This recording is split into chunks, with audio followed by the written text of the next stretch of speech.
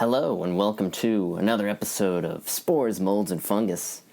Thank you for listening. We're here at the WPSR station, and today we have a very special, very esteemed guest with us today. And I know I say that every week, but this week, I mean it. Our guest here, he's a composer, a musical composer. He's done a lot of music for shows such as Spongebob SquarePants, Mr. Show, Drawn Together, the Run Ronnie Run movie. We have with us today Eban Schletter. Welcome, Evan. Thanks for coming out. I'm very glad to be here. Hello. Thanks. So before we start with the interview, we're somewhat related here, distantly cousins. Yes, I think that's fantastic. Yeah. So I think the situation is your grandmother, or your great-grandmother, is my grandpa's grandmother. Right.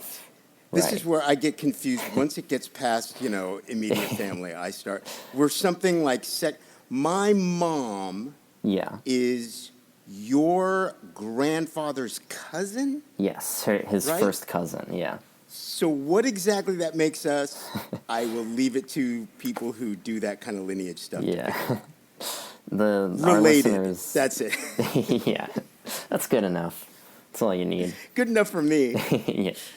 Yeah, but I do like stand-up and comedy stuff. Just, I'm in college right now, so just like low-level stuff. But my grandpa was like, oh yeah, you should we're related to this guy, Eban Schletter. And I'm like a big Mr. Show fan, so I had heard your name. And I'm like, oh, I know that guy. That's crazy. Wow, So, that's great. yeah. Well, thanks to him for hooking us up, and my Yeah. mother says hello to him, Yeah. so it's all good. Great. He said he met you when you were a little kid, but Yeah, my mom said they came out and visited Yeah. years and years ago, yes. so it's crazy. If we have Thanksgiving, you got to come Right? out. Yeah. But Maybe we can do it virtually at least. That's what I did Yeah. this year with my parents. yeah, that's what we did during the pandemic, but we'll see what happens. In the 2030s we'll make it happen. Yes, in our spacesuits. Yeah. So, I just realized you also did the music for the Comedy Bang Bang show, right? I've done some music for that, yeah. The TV show, I did. Scott called me in to do, I think the first thing was when they did that musical episode. Oh, right. And then he had me do some other things, some side, there's like a handful of songs from other episodes that I did. But I wasn't like their regular guy, but I did do some episodes, yeah. Right. Wow. Well, this show, sometimes I'll have, real people on and interview them like this, but a lot of times I've just stolen the Comedy Bang Bang form, and I'll just have, students come on and just do characters, so. Oh, that's fun. I have them call me Scott. I really just ripped him off. Scott Ripoff Man. I can't even come up with those names. Yeah, that's good. They got to put that on the front of the show. Scott Imposterman. So, I guess my first question is would you consider yourself more of a musician or a comedian, or sort of it's kind of a mix? Right? What do you consider yourself? Honestly, I don't consider myself a comedian. I do consider myself a civilian when it comes to that. When I first came to Los Angeles, I was playing in bands and stuff, and I was always like the funny guy and the goof off. Right. And I think one of my greatest gifts to comedy is that I didn't do stand-up comedy, because I actually got a guy before I moved to LA who was like, he wanted to manage me as a stand-up comedian. He was going to get me on cruise ships. He had gigs I can line you up, 2 weeks from now. And I'm like, I don't know. And then I thought about it, and I'm like, I can make my friends laugh. And then I started thinking about what would I feel comfortable going on a stage, and could I make an actual audience laugh and all that. And I realized, no, this is not for me. And all those potential audiences should be grateful, because I would have sucked. Wait, But so I have they a sense just of they wanted to book you, but had you done stand up or? no. Oh, I was funny in the room with people goofing around, if you know me, right? And right, right. there's a very big difference between that and being able to actually have material and Yeah, make it translate to people you don't know. right. So, you know, like when we're drunk and I'm imitating Daffy Duck doing War Pigs by Black Sabbath, I'm going to make everyone in the room laugh. But if I do that on a stage, it's probably going to be dead silence, you know? Yeah, And that was, but, and not only that, I couldn't think of anything. It's like I couldn't even think of what would I do. 2 weeks, I didn't have like a minute, you know? yeah, So, and then when I moved to LA and I was hanging around with all these comedians, they're super funny in the moment, oh and yeah, I just kind of shut down that whole side of my personality, the goof off guy. It just kind of shut down. So, oh yeah, which was fine by me, and I think probably all worked out for the best. It's sort of like I had that like just leave this to the professionals. right. So I actually don't consider myself like a comedian but I do. Obviously, I do comedy has been my main living, but it's just the music end of it. I Right. feel like I can write funny lyrics, and I feel like I very much appreciate comedy and can appreciate what. And I mean, there's also a difference between like comic actors and comedians, and I mean, it depends on. I mean, there's a broad thing what you could say with the definitions and all that, Right. but to me, like just specifically getting up on a stage by yourself, doing jokes or telling stories in a funny way, that's a very specific talent, and it looks so easy, but it ain't. Yeah. So, as I'm sure you know, it is not the same thing. Once you know, it's like you have it in your head, and then that probably, you know, it takes a little acclimation, I would imagine, to kind Yeah. of find a rhythm of what you actually do. But so I appreciate all that. But I'm definitely, I feel like a musician first, and that's, you know, Yeah. fortunately been my contribution. You know. Wow. Yeah, you're sort of like just half a comedian or like quarter Yeah, comedian. yeah. I've got enough in there to appreciate it, not enough to Yeah. be any good if that's what I was tasked to do Right. alone. But But so I can help the comedians do what they're realize like musical ideas and things, you know. right.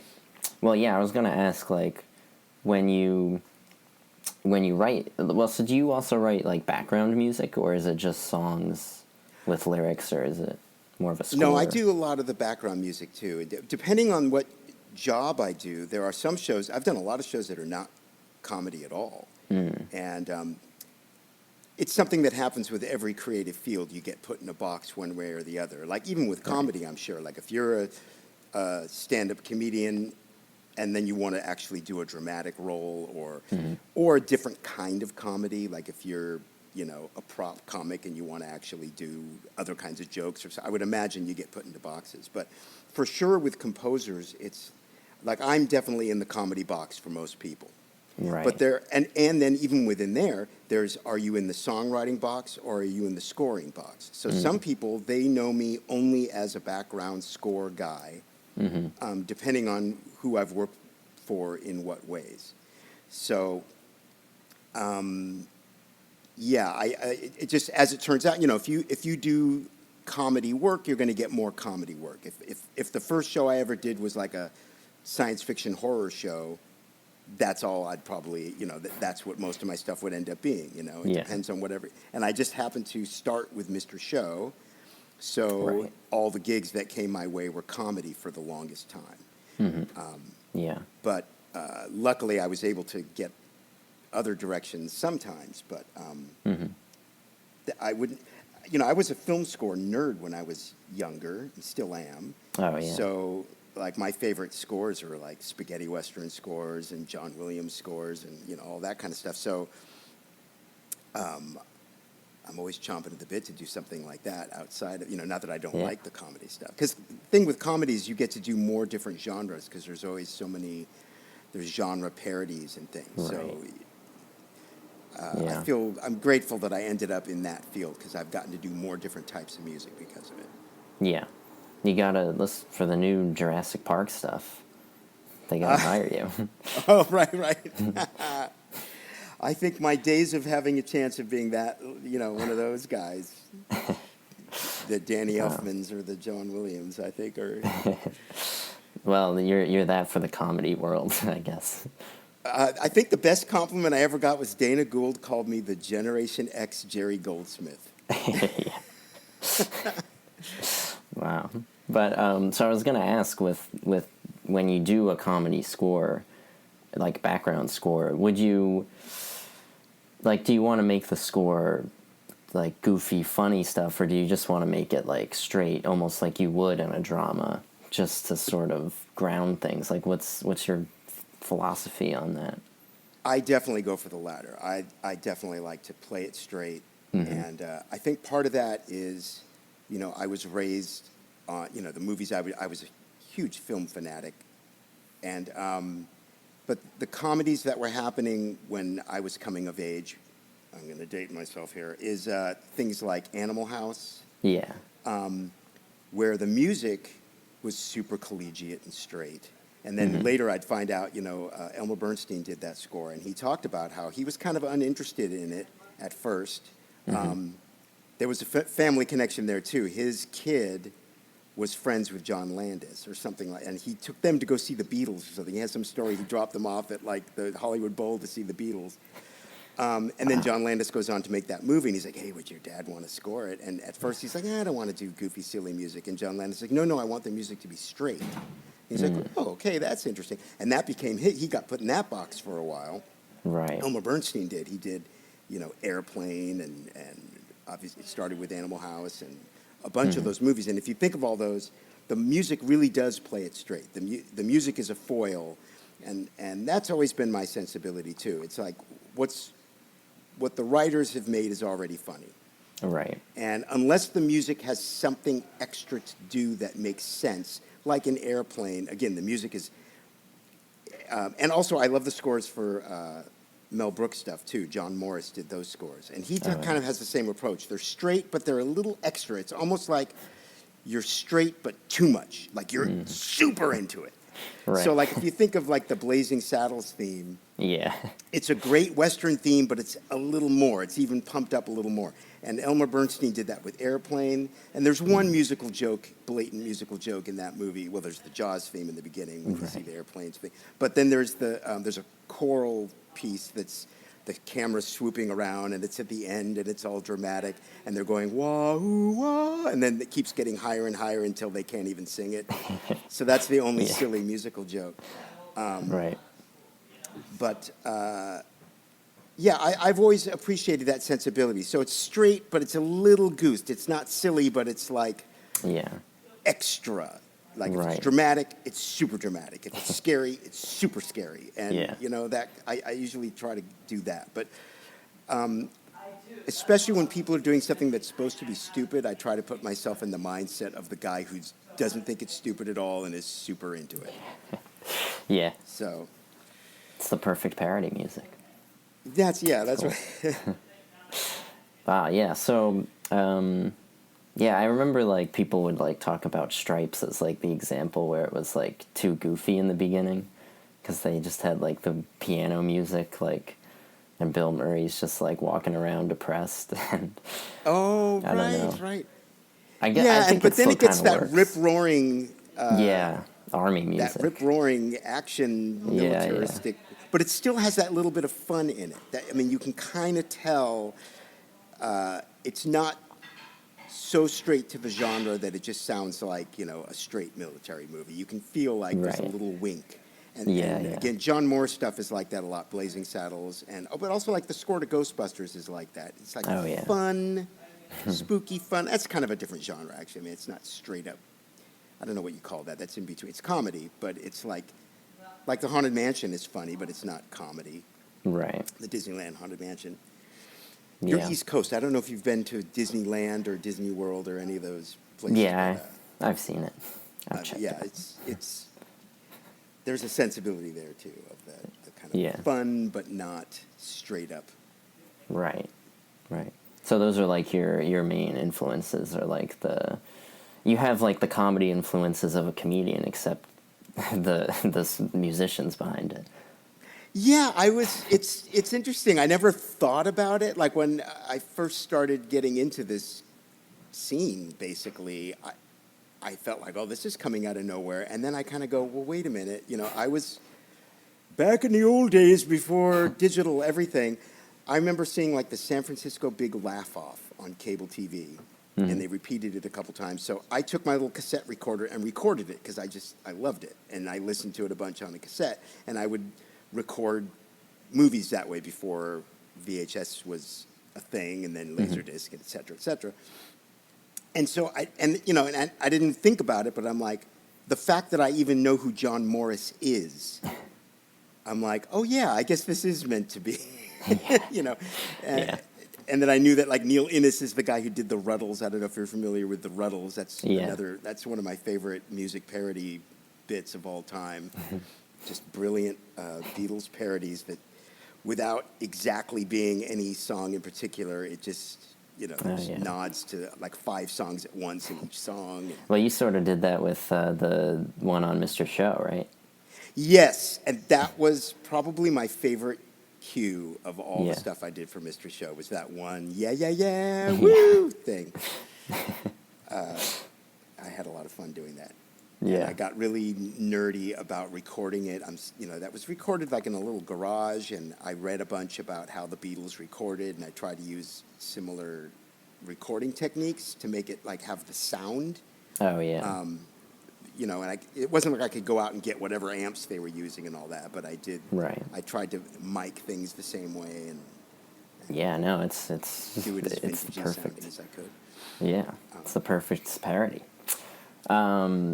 But so, yeah. So I was gonna ask, how did you start composing professionally? Like, how do you get into that? Like, because a comedian, you can just go do open mics and that kind of stuff. But Right. how do you start composing like that? Well, what happened with me was there were live shows at a place called the Diamond Club. This woman, Laura Milligan, was sort of this hub of the comedy wheel that if you know Mr. Show, you'll see her on a bunch of sketches. She has the pink hair, like if you see the Jeepers Creepers sketch in the Oh, crowd yeah. of all the slackers, she's got the bright pink hair. That was Laura Milligan, and she was really like, I was in a band with her, so her and Greg Barron, who's another comedian, and Jim Earl was in that band too. And so that's how I started knowing comedians at all. And I was drumming for this band, and so Laura would throw all these parties, and that's how I started meeting people. And she would do this weekly show in L.A. called Tantrum, and I was the keyboard guy off to the side. And so what would happen is some people, I think the first one was Tom Kenny. He was like, hey, I'm going to do this bit with, who later became his wife, Jill.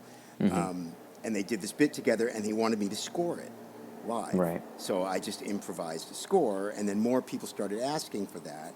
And then when Bob and David were doing Mr. Show, they,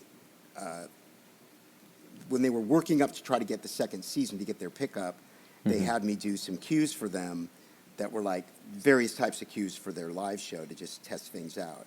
And that's just, once I got there, and then with Mr. Show, it required the scoring, and that's kind of that was the step into it, was starting live, scoring stuff live, and people could see that I could score a thing live and give it its arc and react to what everyone was doing, and then that translated in the show. Right. Sure, this And is so recording. Yeah, we go. was that an improvised thing that you did with Tom and Jill, or was that more scripted, where they were like, That was improvised. They had the arc of what they were going to do. They had these characters. The first one, it was kind of like a Baywatch parody thing. And I can't remember the very first one. And then the second one, they did this thing where she's interviewing him, and he's a jingle singer. But they're treating him like he's Bob Dylan or something. That was very funny. But the other one needed those like dramatic moments because it was all like a melodrama that they were acting out, and so I just improvised that, and it just was, again, luckily it turned. I mean, I always wanted to do scoring, so that was in my brain. I was like an addict for Ennio Morricone stuff. I'd go to every record store and just perused the soundtrack section for any record I could find with an Ennio Morricone score and just collected them all. And so it's one of those things where I was prepared for it, and I was preparing for it without knowing I was preparing for it all that time. Right. Wow. You just have to, follow what you're interested in and see where it leads you, I guess. It's a lesson from that, I guess. Yeah. Yeah, because I've never heard, I mean, I'm not that well versed in the composing live community, but do people do that, like improvise live scores, or is that a strange thing? It's I don't know how much I think it happens more and more, but I think people did that like at the Groundlings. I think the first guy that did Mr. Show was the piano player for the Groundlings, so I think did that kind of improv stuff. Right.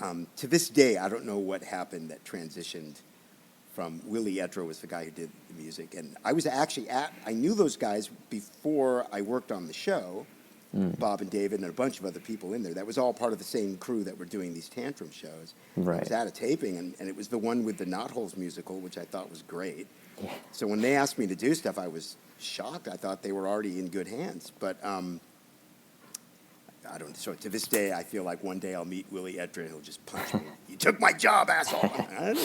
I'm sorry. You guys might have to bleep that. I apologize. No. It's college radio. Oh, They yeah. don't care. Good. Nobody cares. We got a show that's just, the title is just curses. So. Excellent.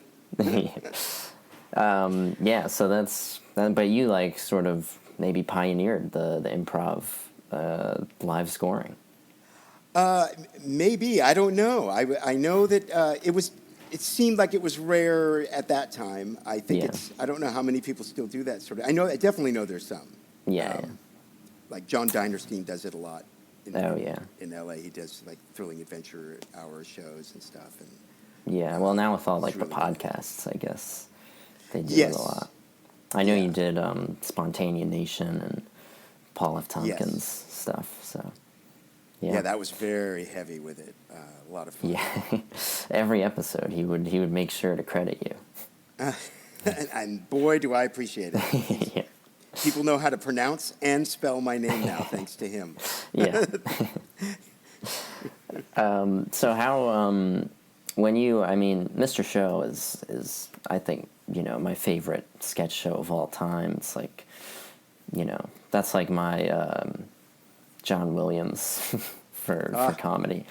I super appreciate it, and I get it. I loved that show. I think those guys are super geniuses. I feel super lucky that was where I started. I was spoiled because I worked on a lot of comedy after it and go, you guys are no Bob and Dave. A lot of stuff. I'm not going to name names because I worked on a lot of good stuff and everyone was very nice. But it's not that the same. was really, Well, so what was the process of scoring sketch comedy versus like, more narrative, typical stuff? Well, with that, I would say the difference with Mr. Show was more about the creative personalities and trust than even the genre, because that's what makes a bigger difference in the process. Because I've worked on, like, I did a horror movie and it was the same process as Mr. Show. I did there was a remake of The Cabinet of Dr. Caligari, and it was basically like we got on the same page and then I was sort of let loose on it. And with Mr. Show, basically, if they had a very specific idea, they would tell me, and otherwise, they would just sort of trust me and go, okay, this is a parody of Goodfellas, so do what you think is right. And that was that one it was a Pally's. The joke was it was Goodfellas edited for TV, so it was just chopped up like crazy.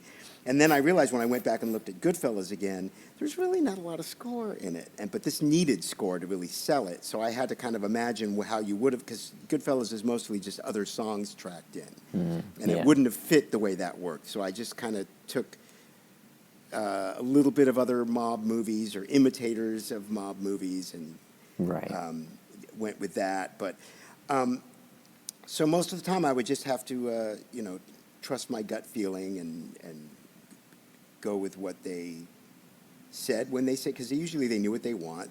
There was only one big time, I think, where I told them I had a different idea, and which was Jeepers Creepers, because the original idea was to make it all sound alikes of Jesus Christ Superstar. Right. Everything was, all the lyrics they had was meant to go into that kind of cookie cutter of it sounds like Jesus Christ Superstar. And then I went and listened to Jesus Christ Superstar, and as I'm listening to it, I'm going, this is totally of its time, and we're doing a slacker thing, so ours should be of its time, so it should sound more like Nirvana than it's, whereas Jesus Christ Superstar sounds like Sly and the Family Stone or something. Right. So that wasn't a very hard pitch to them. I went, this is what I think. And they're like, oh, yeah, of course, it's slacker. Yeah. So, which I didn't realize that was a thing. That there was another project I worked on with them, and we had talked about a thing, and then I showed up and went, yeah, I didn't think what we talked about worked, so I did this instead. And like, there was one person who was like, you can do that? And I was like, that made me realize how comfortable I am with Bob and Dave, that they were comfortable with me doing that. And I was I guess, and then I found out later on a lot of shows, it's like, if they tell you to do something, even if you don't think it's working, you better do what they say, not what you think is right. Right. But that's not how Bob and David work, really. But if, of course, if it doesn't work, they're going to go back and do what we told you, and if it doesn't work. Wow. But I've always appreciated with them that they're very good about, they just want it to be good. And it's not about the ego of this is the way I said to do it. Yeah.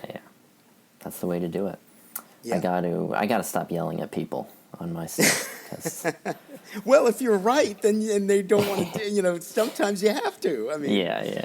That's the thing. So I gotta get Bob's goddamn voice. I gotta get that down. Oh, nobody can say goddamn it like Bob.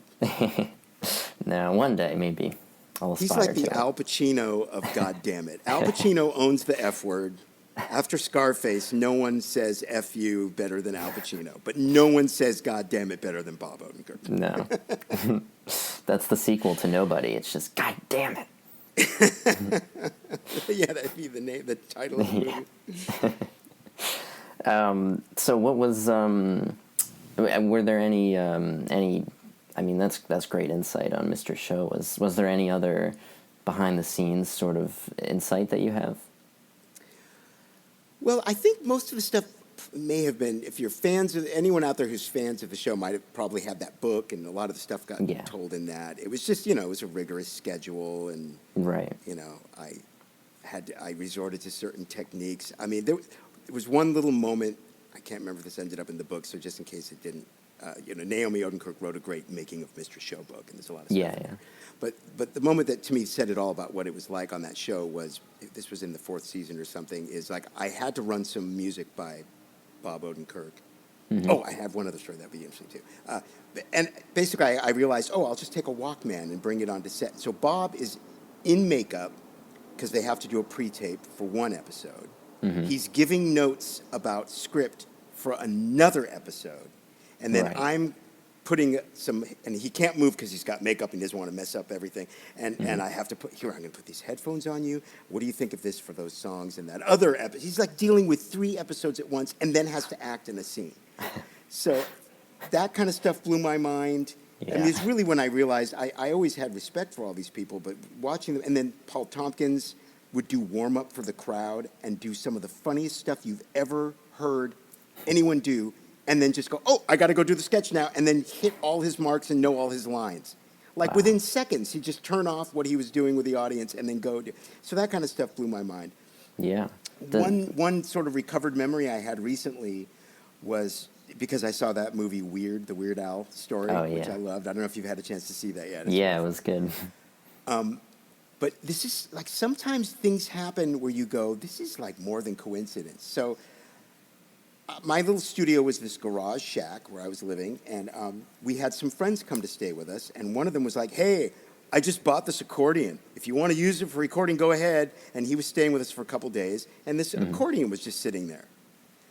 Right. Within 48 hours of that, I get the phone call, super last minute. Hey, you know that bit we're doing with Superstar Machine? We realized when we do the montage of all the people doing it, we've got to have a Weird Al version.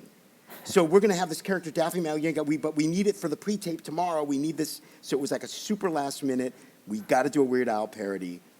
And I'm sitting there on the phone, and I look, I got 2 feet away from me is this accordion sitting there.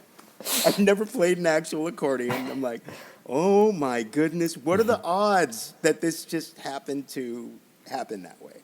Yeah, that's awesome. And so that's, that's how that ended up sounding like realistic. Because otherwise, I would have had to do, back then, the samples that you could get and the MIDI, I don't want to get too technical, but, back then, you have samples. Nowadays, you can do really good fake orchestra, decent fake accordion, but oh my God, it would have sounded so garbage. It would have sounded like a fake Casio accordion if I hadn't had the real thing sitting there.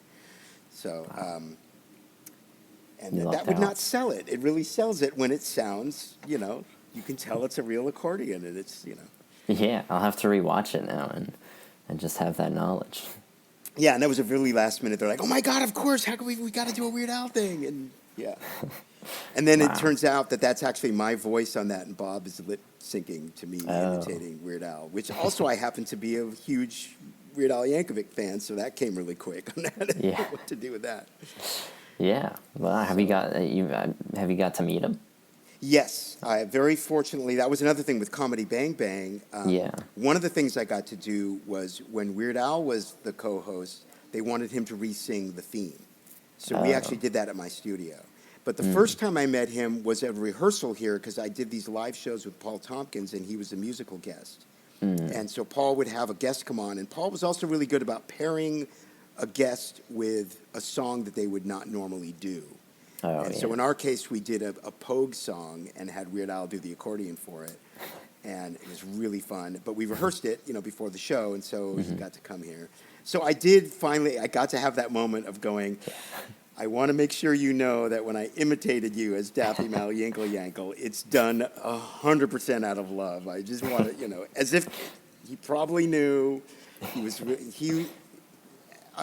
the reputation he has as being a super nice guy is totally true and totally earned. Wow. It's great to hear. He's really not according nice. to the biopic, though. Oh, my God. I really loved that. It's so good. That was brilliant. And yeah.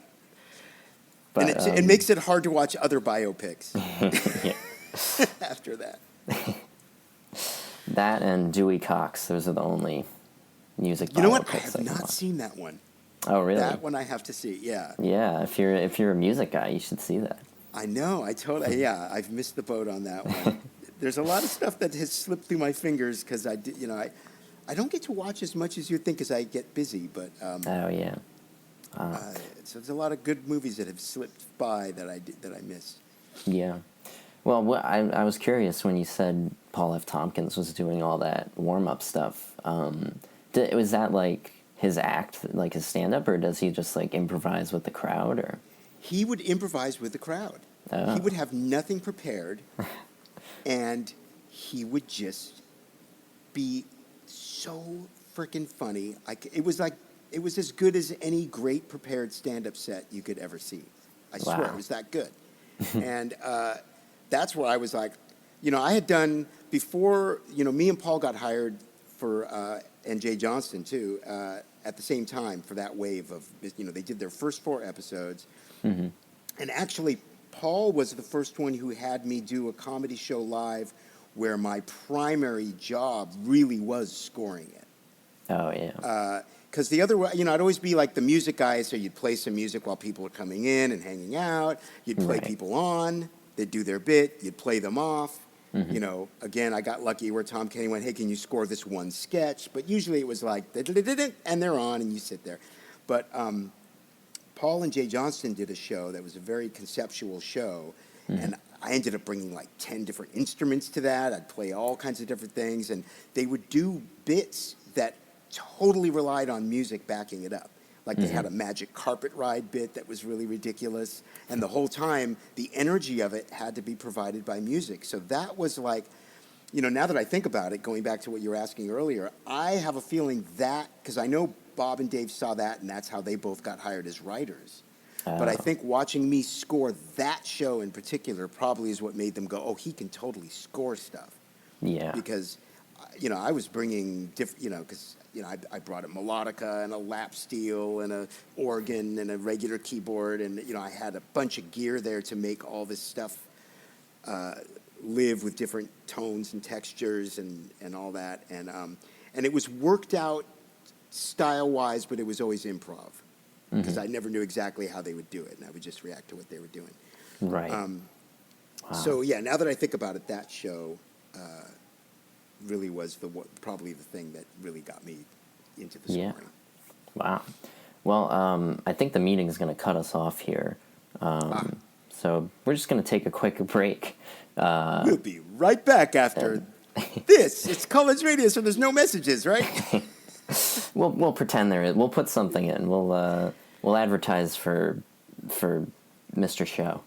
Right. Well, they do have their little spots. Well, more on that when we come back. Hello and welcome back to Spores, Molds, and Fungus. Just took a little quick break there. Had our little interstitials. And we're back here with Eban Schletter, composer of many wonderful things. Eban, thanks for being here.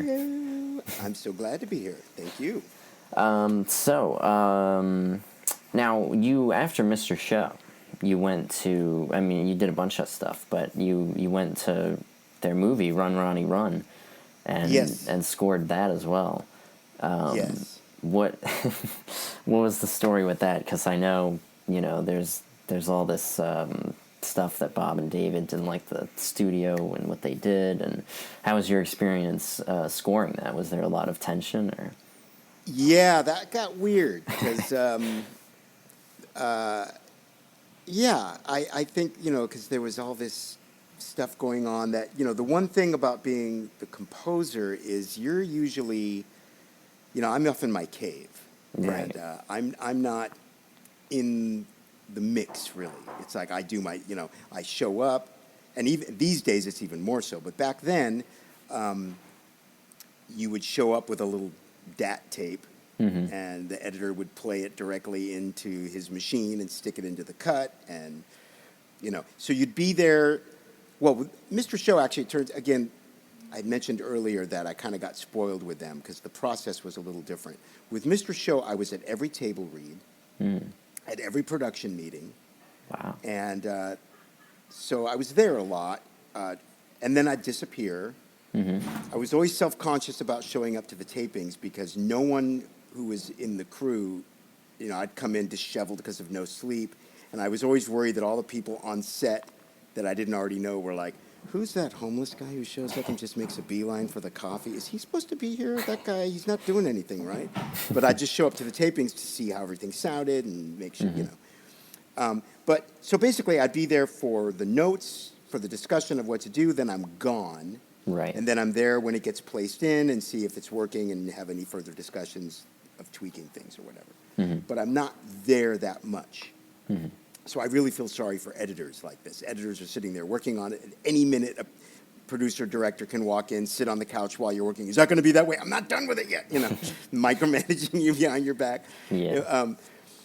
So anyway, because of that, I wasn't privy to what was going on. Like, I didn't realize the drama until after it had been started. Like, it was kind of starting to happen. I mean, I was on set for some things because they did fly me out to Atlanta because I played piano for the Ronnie Dobbs song when they do it in the theater. Oh, yeah, With Mandy. So I got to play piano for Mandy Patinkin only because his piano guy couldn't show up. I had to make a chart for that, and then send and then his main guy wasn't able to do it, so I had to go do it with him. Did you write that song too? Not the lyrics, but music was. I think David Cross had a lot of the melody already. Correctly, but I did the music end on that one. Wow. Mr. Show generally. Most stuff I didn't do lyrics on, although for Run, Ronnie, Run, I did write lyrics with them, like on some of the stuff.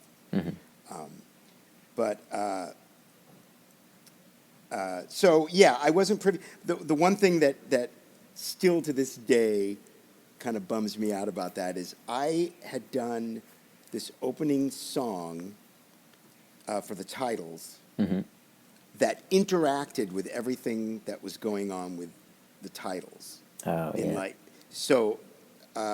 Like you had the lead vocal singing about Ronnie Dobbs, and there was stuff that was meant to go with what was happening visually, that I thought would be kind of like, it gave it more of a storytelling device type of concept. Right. And I thought it had a lot of potential, and I really wanted to see what Bob and David would think about it, but they never saw it because they were prevented. It was already, I was given notes to change it, take it out, do all this stuff before they were even able to see it. So they never got to see what my take on it would have been. There was a lot of stuff like that where stuff that I wanted to try or do back when it was Mr. Show, you know, my ideas would get heard. Right.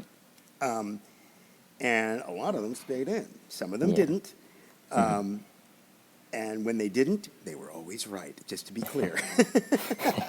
There's not a single one where I go, they should have done what I said. No. But they never even got to hear these. Now, you know, so I don't know with 100%. They might have said, no, let's do it the way it is, but they might not have. And it could have been a different thing if it had gone another way. It could have changed how things moved and how the score could have progressed. Yeah. Because I had this whole concept for how the score could interact with the film in a way that. Yeah, so that didn't. But overall, it was just sort of, it was the first kind of bigger budget movie I did. I'd done some indie films before that. So it was a little bit nerve-wracking. Yeah. Just because there's pressure when there's actual money behind the movie. And, right. You know, but overall, I enjoyed that process. But yeah, it was a little weird that there was so much drama, and it's sad because I think that movie could have been a lot better probably without that. Yeah, I think it's a good movie still, but it based on so too. Yeah, it could have been better. And like I read that book that they have with the like deleted scripts they never used, and I think there was some stuff like from movies they wanted to do in there that could have been better. But when you told Bob that New Line never showed them your cut, was he like, God damn it? I don't know. You know what? I don't think I've talked to them about that in particular. Because, again, this is all stuff where they're not around to know. I think to this day, they don't even know that I had that. Wow. We got the exclusive here. Yeah. And it's funny because it has not come up. I've never told them that because hey, I did stuff, you never heard it. Great. Right. We also there's a lot of stuff we don't like about that movie. Just throw it on the pile, why don't you, you know? Right. So, because I've worked with them since, but it's never come up. I've never, I don't think they know that I had several things like that. Wow. Well, yeah, it sort of ruined, like, what was great about your relationship with Mr. Show, where you could just have that relationship with them, and New Line just ruined it. We kind of got separated, Yeah. It was, but yeah. Wow. Well, Them's is the breaks. Yeah. It's a fine movie. It's okay.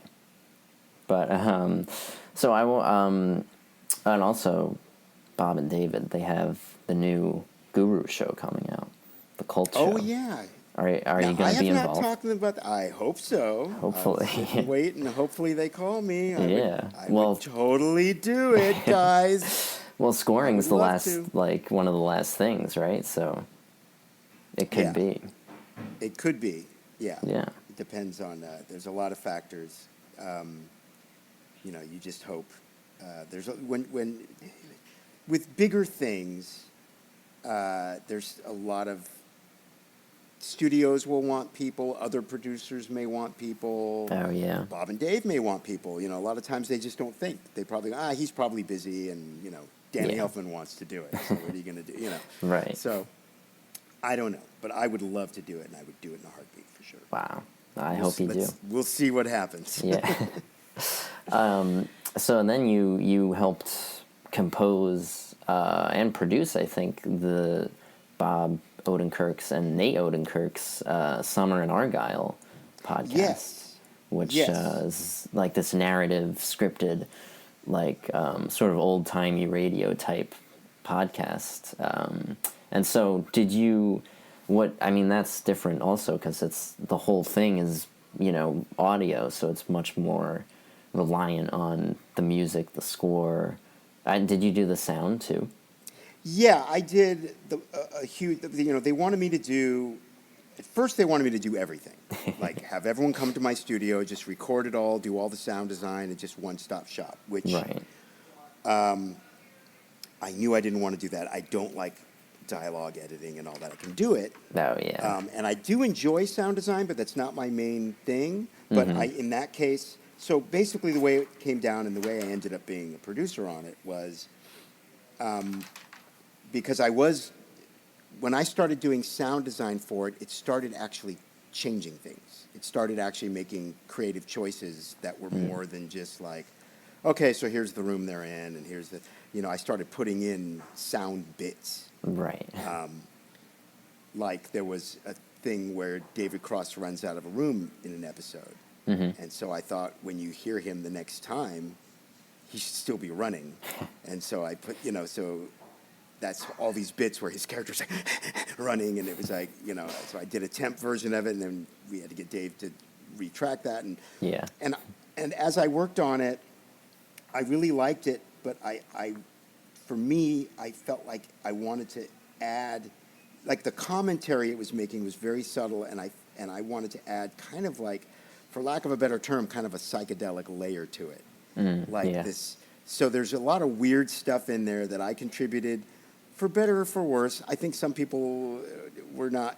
I think my main thing was Nate loved it, and I felt like his sensibility was, and Bob loved it, but I think some people like the very ending, the way that episode ends. Like I just imagined that the whole world that you've been listening to all this time, it's almost like it's a different timeline, or it's a. It's flat. People don't get the very ending. It was like my 2001 ending idea. These are the kind of things that I contributed to that. Just the weird sound designing, like, what the hell is that at the very end?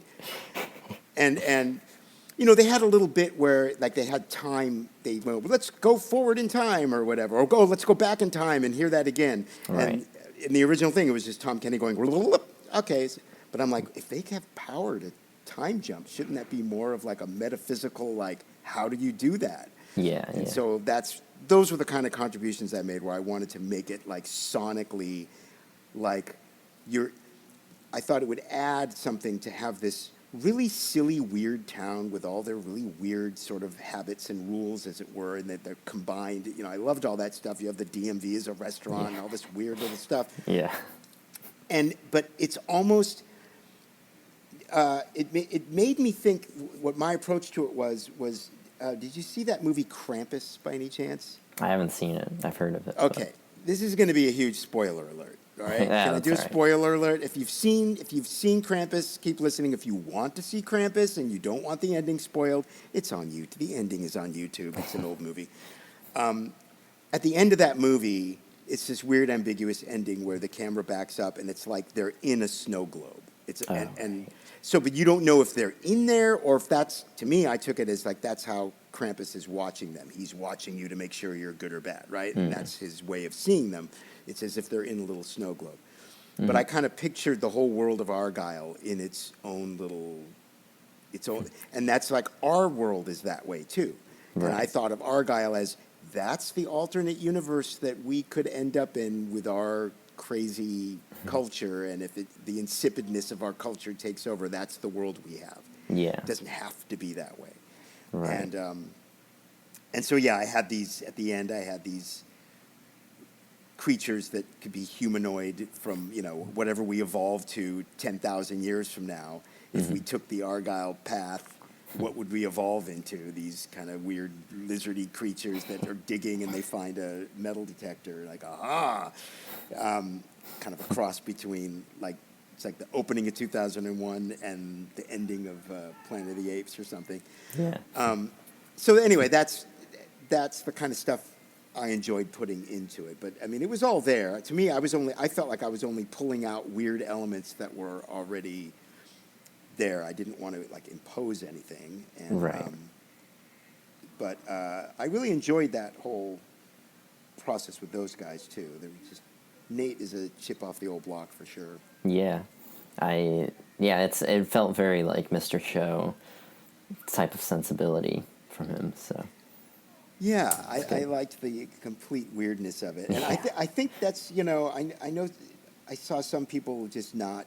I think if you're in the zone of what it's trying to do, I think it's really great, and if you're kind of like what, then it's sort of like.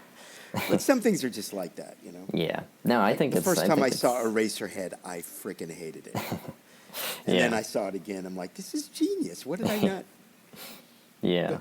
But context is everything. The first time I saw Eraserhead, it was on a double bill with Night of the Living Dead. And I think they build it that way because they're both kind of indie films, black and white. But Right. if you've just watched Night of the Living Dead and then you're watching Eraserhead, yeah, it sucks. Yeah. And if you've never seen it. Right. Because that's not a good pairing. One is like a very narrative, conventional, really, if you will, and, fast-paced, action-y, you know everything that's happening, and then the other one is like a slow burn, just like, what is this weirdness? It's just, your mind is not ready to go to that place after Night of the Living Dead. Right. It's not a good lead-in for Eraserhead. So I thought in a weird way it was kind of a mismatch. I could see why they put it as a double bill, but to me I kind of went, not a great double bill. Yeah. Wow. They should... If you've never seen Eraserhead. If you've seen them, I'm sure it's great. But. They got a double bill Argyle with... WTF something or weird. Something. Yeah. Because that's the thing is I think people weren't expecting how weird it really is. Yeah. Right. Well, listen, if Bob Odenkirk's in it, it's going to be crazy. You would think.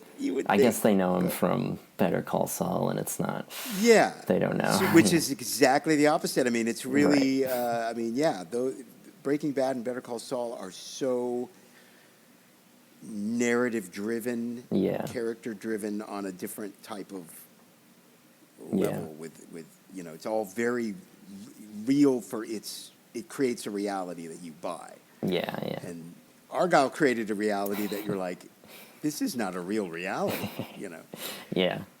No, I love that stuff. I'm getting notes on my senior writing stuff, and those are the kind of notes where it's like, you can't do this. This is just too weird. But I don't know. How is Nate Odenkirk like? Is he getting into comedy stuff? Do you know? I don't know. I haven't had a chance to talk to him since we did that. I know he does different writing, and isn't there a paper he writes for? I don't know. I hope so. I think he's very good at it. But he's just like a really smart. I gotta say, the other thing about him that just kind of blew my mind. Okay, so I'm an old timer. I've been doing this for a long time, and there are people who are inexperienced and get themselves in a position that he was in. He was like the main. Bob was working on Better Call Saul. Right. The whole thing started with a play that Nate wrote. Mm-hmm. So the whole thing really came from Nate, and then Bob saw something and went, hey, let's work on this together. But the whole idea really came from Nate. It was Nate's baby, and Bob basically left him. He was like the boss. Yeah. And I was really struck by his maturity, and I had to kind of go, wait a minute. He's how old? Every once in a while I go, I cannot believe. I really felt like might as well have been talking to Bob.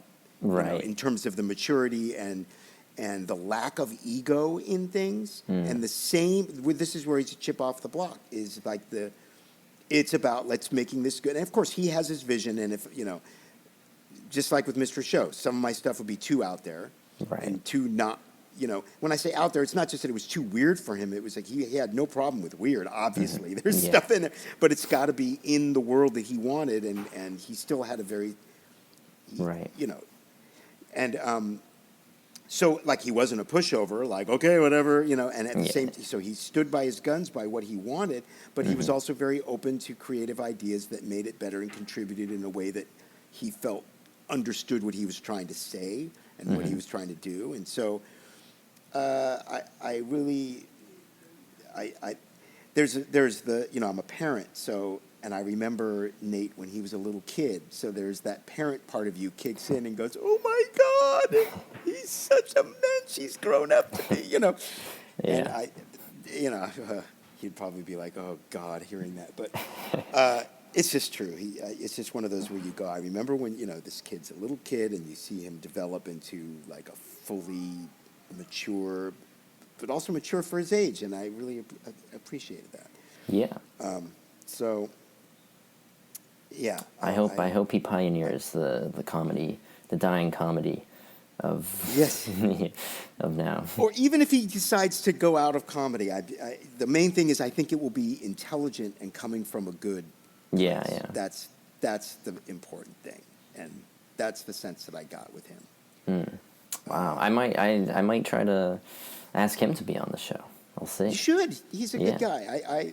I really liked working with him. And yeah, he has traits that I wish more people in Hollywood would have. I swear. Yeah. Because you know, when you work with enough people that aren't like that, boy, howdy do you appreciate the people that are. Yeah. Wow. Well, so before we wrap up, I feel like I do have to ask about Spongebob. I feel like Oh yes. most people probably don't give a shit about all this other stuff, but SpongeBob. So was that the Tom Kenny connection again, or how did you get that? That was an interesting one. Yeah, Tom Kenny is the one who. Here's what happened. So the first thing was I got a call from producers. This was not because of Tom Kenny. It was just because my name was about, thanks to working on Mr. Show and other shows. And I did, you know, hey, we're doing this new show. Would you give us some demos of what you would do for it? They gave me some drawings and the concept. And so I did like 5 different wacky, weird. And I was also really into it because I love Martin Denny. I loved, I don't know if you're familiar with Martin Denny. He did like this exotica type music in the 50s. Very,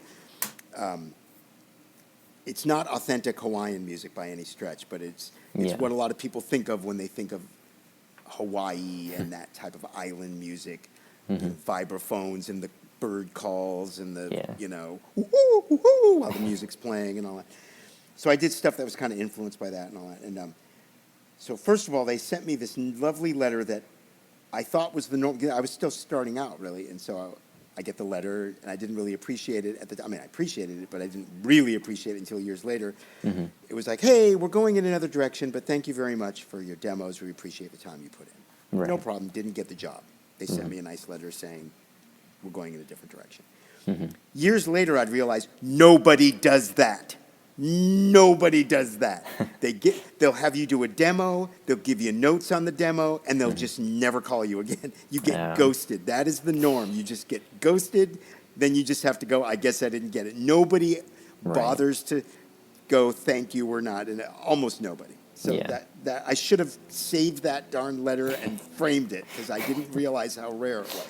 Yeah. So anyway, I didn't get the show, and they go on, they do a season, and it's a hit show and everything. So no problem. And then all of a sudden I get the call, and this is where Tom Kenny kicked in, because they had a Disney parody song that came up, and Tom was the one who said, hey, you should get Eban to do that. And so that was the, I always call it Without You. They might have given it another name. It's the one, a stove is a stove, no matter where you, there's a little duet with Mr. Krabs. Yeah. And did you write those lyrics, or would they? No, the lyrics were already written. Oh, okay. And it was just a matter of, can you make a Disney-type melody for this? SpongeBob, almost always the lyrics are written. A lot of them in more recent years I've rewritten, because sometimes they really don't have a good cadence or rhythm and stuff like that. But a lot of times they do. So it was very rare. It's only in recent years that, like just a month ago, they just gave me the concept for the song and had me write the whole thing from scratch, which was very rare for SpongeBob. Yeah, wow. Very normal for Drawn Together, but not, which I shouldn't admit, because boy, did they tap into my juvenile sensibility and let me go nuts. Yeah, and so then from then, it's like I said earlier, getting in a box, like the people at Spongebob, I'm their song guy. Mm-hmm. When you've written lyrics and you need someone to set them to music, that was basically the box I was in. They normally Right. wouldn't ask me to write lyrics. There was one exception, which apparently no one can hear anymore because I think it's a show that's been censored. There's one where Mr. Krabs is feeling old. And that was one of the ones where they didn't have lyrics because they were just like, write a song about he's old. And so I wrote the song, You're Old, Groaning Like a Geezer, that one that's playing in the background. And but he later does a panty raid.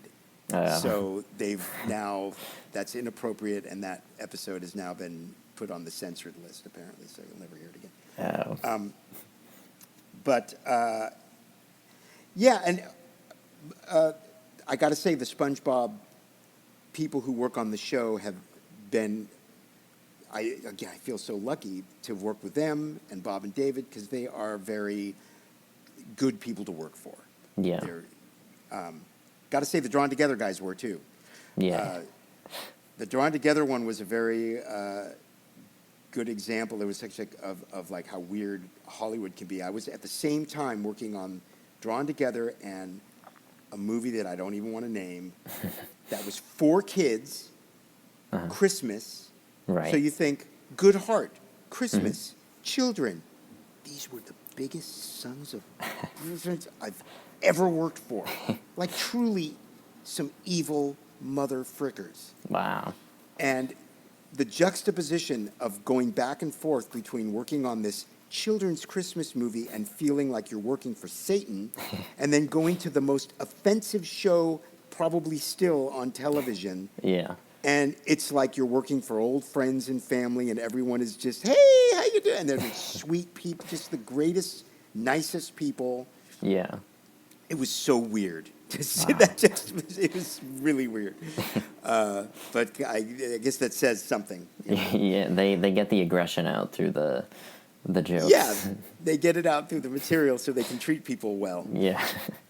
Well, it's interesting. I forgot about Drawn Together, but you did like the music for was it Waldorf character who is like SpongeBob? It was a SpongeBob knockoff. Yeah, so I was you're very like parodying conscious. your own music in a Yeah, way. yeah. Well, parodying, yeah, the music that I ended up not doing, which is like there was the Blue Hawaiians, and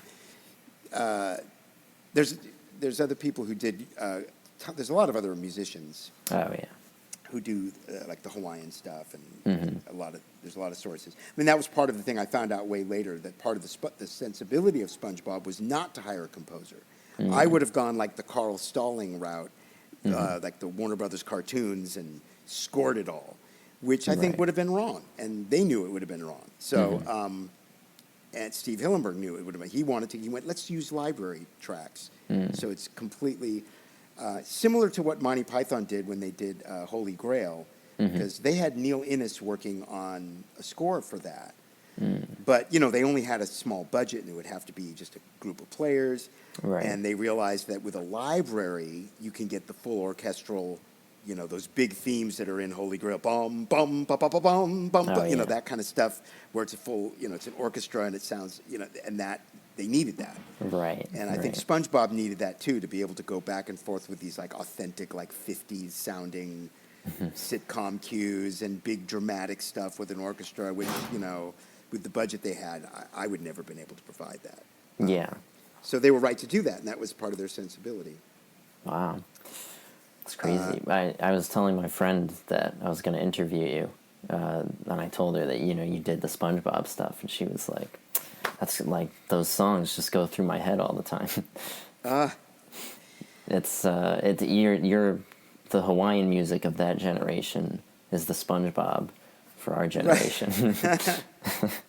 Well, yeah, that was where, with Drawn Together, I realized the only time I ever got to do an actual, like, lap steel SpongeBob track was really for Drawn Together. I never did any of that. None of that stuff is me on SpongeBob. It's always like I say, I'm in the box of when they do a song parody. Right. It's lyrics. I'm not the only guy, but a lot of them. Yeah. Have been me. but yeah, with Drawn Together, I got to do score and songs, and then they had a little sort of testing run in the very beginning. They did have lyrics in their pilot episode. There's a song called Black Chick's Tongue, and it's a duet, and so they had lyrics that were already written, and I kind of I punched them up and then did that song. And they asked, "How do you want to work? Do you write lyrics?" I go, "Yeah." And they tested me out with a song. They went, "Well, there's supposed to be a song in the background here." They didn't know what it would be, and I came up with a song for that and wrote all the lyrics. And after that, they were like, "Okay, you're doing the lyrics." And so they welcomed it because it did make their job easier. They could come up with a section. They go, "We know we want a song here." And they didn't feel the pressure to have to write the lyrics. They could do what I did. And they'd punch it up if they wanted to, add jokes or whatever. Yeah. Wow. But that's great. So weirdly proud of it because I got to do it. But oh my God, they're so bad and juvenile, purposely. But just really awful. Yeah, I think they should do a reboot, and they should bring you back. I would, yeah. Oh boy, that's another one. I'd do that in a heartbeat, working with those guys again. Well, thanks for doing it. I think they're going to cut us off soon. Welcome. But yeah, I really appreciate it coming out, do the radio show, inform the college audience of all the composing music. I appreciate being here. I hope I wasn't too gabby and no. bloobity, but I guess that's what I'm supposed to be. Right? Yeah, that's the whole point. I got all this great insight now. But yeah, and I'll tell my grandpa that we got you on, and he'll probably listen to the first 5 minutes and then be like, "I don't know what the hell they're talking about." That's his job. Yeah. I'm already like that. My kids bring me stuff. "Hey, Dad, you'll think this is funny, right?" And I'm like, "What? I don't get all these memes and stuff. I feel like so old. There's such weird humor out there." But I appreciate that, like, both my kids, and that's where I know it's not, okay, is my son insane? No. My daughter is like, "No, Dad, that's me." I'm like, "No, they both are getting something I'm not getting." Yeah. It's okay. Crazy. So, but yeah. And best of luck to you with all your comedy endeavors. Thank you. Yeah. Hopefully, maybe one day I can hire you. Hey, if I have enough. Definitely drop me a line if you have musical needs, and I can help you out. I'd be glad. Oh yeah, for sure. I'm all for nepotism, man. I don't care how distant. Yeah, no. And if you have any comedy opportunities for, but let me. I could always send you a sample or something. But right on. Yeah. But yeah, thanks again for doing it. You're very welcome. Thank you to our listeners. We'll be back next week with a less esteemed guest. But we'll see you then.